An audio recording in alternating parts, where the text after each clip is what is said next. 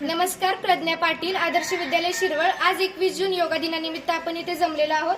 तर आपल्या सोबत असलेले आर्ट ऑफ लिव्हिंगचे टीचर माननीय श्री संदेश पारखी सर आणि त्यांचे सर्व सहकारी। तर आपण त्यांना काही प्रश्न विचारू इच्छितो। तर सर, आज 21 जून योगा दिन, याचे काही खास म्हणजे वैशिष्ट्य किंवा काही माहिती तुम्ही सांगू शकता?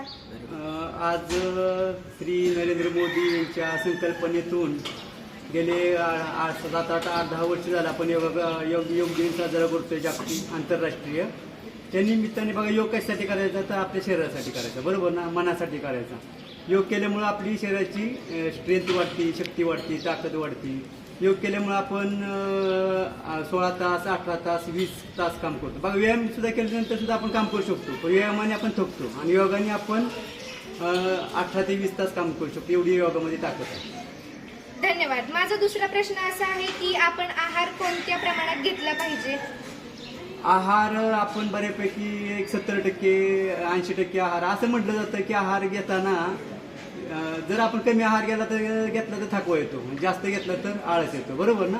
आहार सात्विक असावा, शुद्ध शाकाहारी असावा, बरोबर ना। तर शाकाहारी आणि कमी प्रमाणात आहार घेतला 70-80% तर आपल्याला आळस येत नाही, प्रसन्न वाटतं, मन आनंदी राहतं, शरीर हेल्दी राहतं, बरोबर ना। म्हणून त्यासाठी आहार आपल्याला 70% 80% घेतला पाहिजे। धन्यवाद सर। आता याच्यानंतर आपण वळूया विद्यार्थ्यांच्या मनाकडे।